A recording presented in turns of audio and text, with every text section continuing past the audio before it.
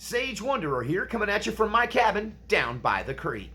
So today we're going to talk about the protests that are occurring, that will continue to occur, and could become very violent and dangerous as they spread around the country this summer.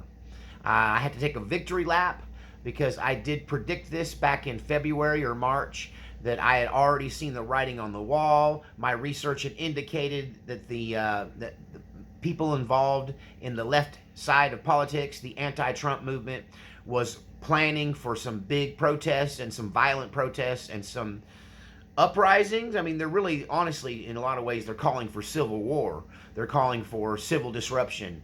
They're calling for the destruction of the United States, and they're rallying their troops. And this started back in the February and March, not long after President Donald Trump was inaugurated as our 47th president. That this is a anti-government movement that's designed to potentially cause civil uprising.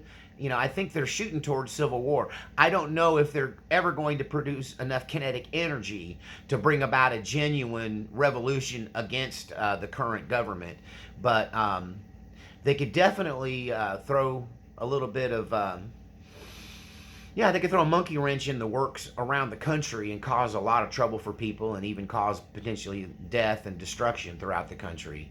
Will it ever elevate to the point of civil war? Well, that's what we're going to talk about in this episode. But before I get too much further into that, I want to thank all of you who subscribe to the channel, all of you who watch my videos, all of you who give me a thumbs up or leave a kind comment or send me an email. And I especially want to show my heartfelt gratitude to all of you who support this channel through your financial donations. This channel is funded exclusively by viewers like you. It's your kind donations sent to me through the links in the description below, to Cash App, to PayPal, and to my post office box, that keep me running here, keep the lights on in the cabin, and allow me to keep doing the research and production and uploading of these videos.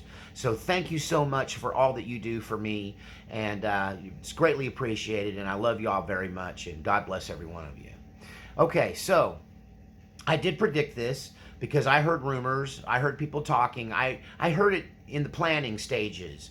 Once President Trump had won re-election and the inauguration was definitely going to happen, that's when they started planning what is unfolding now. Now, they didn't have a settled on theme. In 2020, the George Floyd uprising was the catalyst.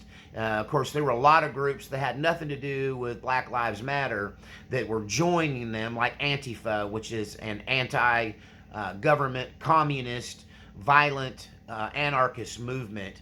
And they joined, whether BLM liked it or not, they joined with them in the protest, upping the ante on the violence and destruction.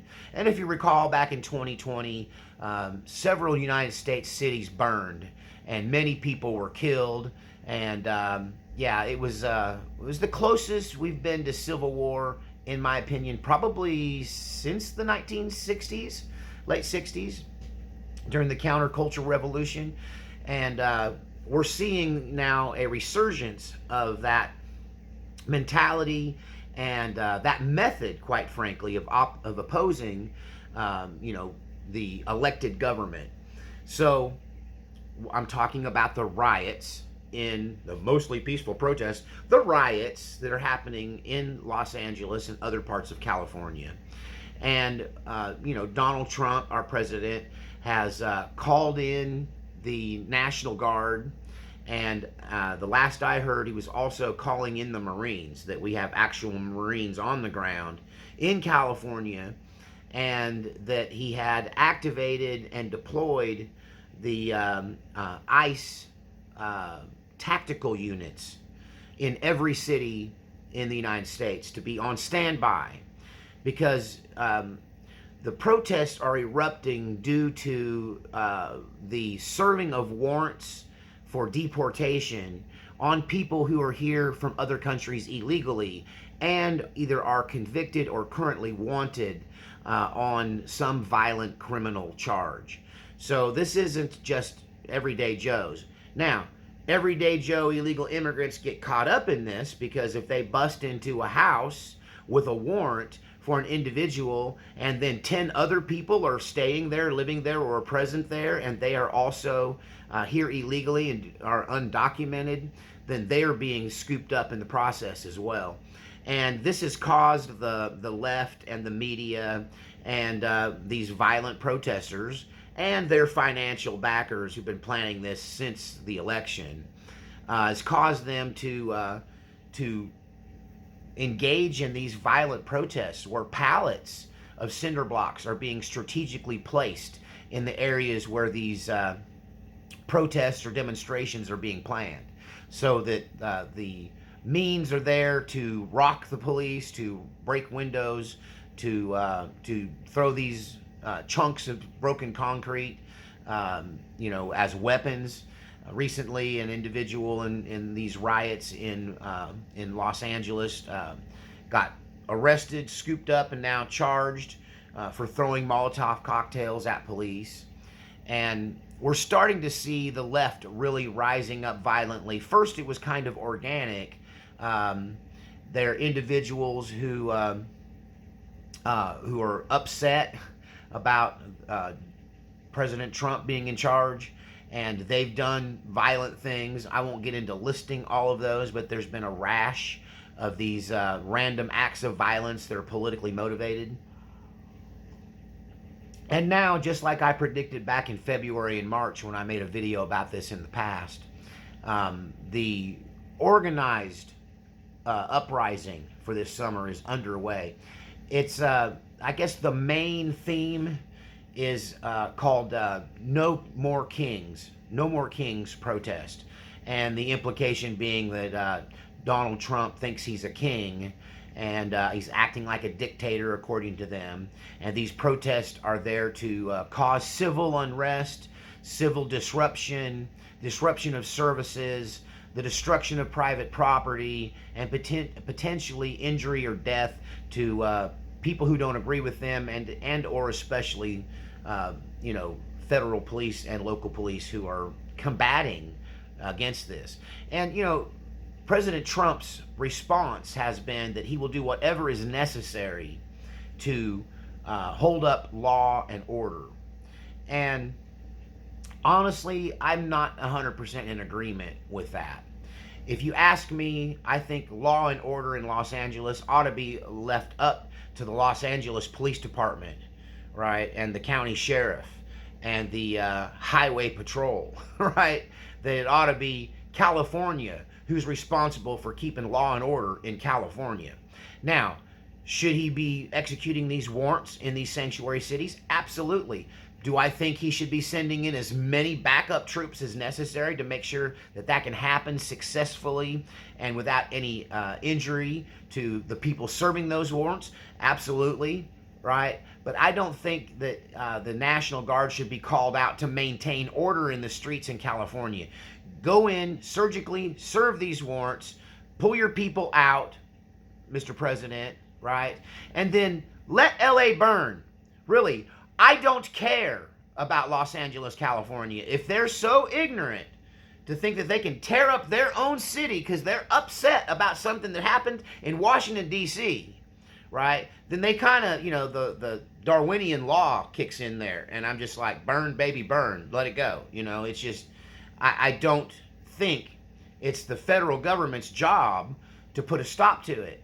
And, what if it comes to Oklahoma City? Well, I think our Oklahoma law enforcement can handle it, right? And if they can't, call up the militia, because there's a bunch of good old boys within spitting distance of that Capitol down there that would love to pitch in and help a little bit if need be, right? At least with crowd control, if you know what I mean.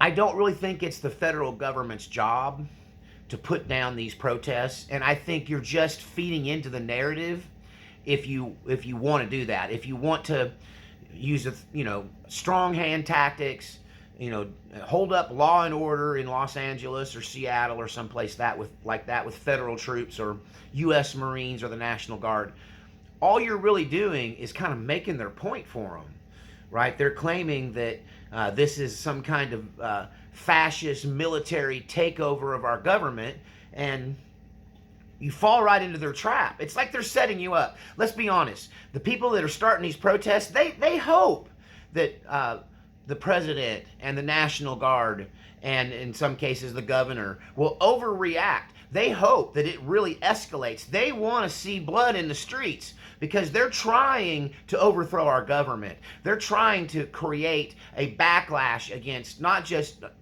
President Trump, but anybody that voted for him, anybody that that believes like him, anybody that has an opposing opinion of theirs, right? They want to set us up. These protests are designed, like really, that's just these people that many of them are paid to go to these protests, and the others are just, I guess you could call them useful idiots.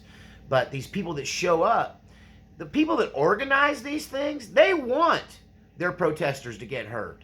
They want somebody to get George Floyded. They want somebody, they want a Kyle Rittenhouse incident to occur.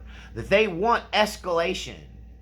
So if I'm handing out my personal old man, wise, sage advice for our leadership, I would say execute your warrants in a surgical way. Send in enough of a force to make sure that those warrants get served, the people you're trying to pick up get picked up. Then pull your people out. And if it burns, leave that up to California. Let Newsom figure out how to put out the fire, right?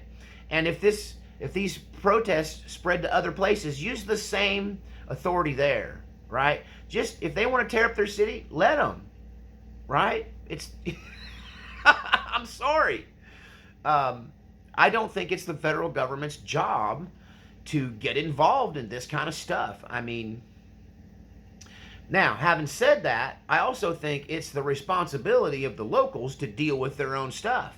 If you live in Des Moines, Iowa, and you don't want somebody burning down Des Moines, especially if they're people that are doing it aren't even from there, right, then you need to use whatever force necessary and gather whatever force from the local people there to put down such a thing.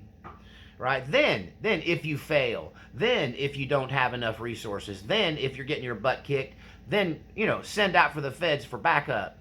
But I think if President Trump's desire is to rule and keep a lid on things, I don't think that trying to send in federal troops to keep law and order is necessarily a good idea. I think it's exactly what they want. It might cause more violence, right? And there's no reason for it. Let the people that live there defend themselves. Let the Kyle Rittenhouse people defend themselves, seriously. And I don't think it's the federal government's job to come in and deploy military troops. Now, if you got to do that to serve these warrants and take these violent criminals off the street, well, that's one thing. But to declare martial law, I think, is essentially what may happen. I mean, this may lead to martial law being declared in some states, or even in the country, in the nationwide martial law. They've already got a curfew in Los Angeles. And I think if that's going to happen, it needs to happen because the locals want it to happen. I don't think it's something that the federal government should be involved in. And especially U.S. military troops. Let's just leave our boys our fighting men and women to fight the enemy. They don't need to be used to fight American citizens. And I think it's just going to play into the narrative that they're trying to spawn here, that they're trying to sell, which is that President Trump and his leadership and MAGA are a bunch of Nazis, and we're trying to overthrow the government with a military takeover. I think the more you can maintain your goals without playing into that narrative is better. I mean, play into that narrative at your own risk. There could be, instances where the left becomes very violent. I mean, lethal knowledge is out there. They have it just as much as we have it, and they're probably way more willing to use it. And I don't want to see the kind of thing happen here that was happening in Ireland and England in the 70s and 80s. I do not want to see department stores, going boom, right? I don't want to see car bombs going off on the street of our cities. And I think anything we can do to minimize and not play into that revolutionary narrative, but more make this about executing these warrants, getting in, getting out. If there's riots and protests, let the city police handle it, let the state police handle it, and if the governor needs help, let the governor call it in. But federalizing national troops, National Guard troops, to go into cities to keep law and order is exactly the thing they wanted him to do, right? This is one of those things where you need to outsmart them, Mr. President. Don't play this game on their playing field, right? You set the standard, you set the rules of engagement, and don't let them draw you in. Don't let them draw all of us into this, right? I hope that we can get through the summer and this will just go away. But my prediction is it's going to get worse, and by the end of the summer, we could see these massive riots in major cities around the country, just like 2020. And this could lead to civil war. The Titor timeline is something we talk about on this channel, and I won't even do the overview. Just Google Titor. But the thing that stuck with me about the Titor timeline wasn't, it was everything to do with America and the Civil War that destroyed it. In that timeline, Titor explained a future where the United States was splintered into several smaller countries, and that it had completely lost its former glory, and that it was a devastating loss of lives and population. And I don't want to see that come to pass, right? But it does seem like that inevitability is always pushing. Like there's some people at the top of power, some people with a lot of money, some people with a lot of influence who are pushing this. They want this to happen. They want civil war to happen in America. They want to take America down and splinter it. And we've just got to be smarter than that. We can't fall for the banana in the tailpipe. We can't let them do this to our country. So don't take the bait is my best advice. And, deal with it on the local level, and take the handcuffs off the American people so they can deal with it if they need to. But I think if you bring in federal troops to keep law and order, bring in the Army, bring in the Marines, I think you're just going to scare a lot of people who might otherwise ignore what's going on. So, don't fall for the banana in the tailpipe. Tell me what you think in the comments section below. Please leave a thumbs up and kind comment and all that. And help me keep the lights on with a donation. And we'll see you next time.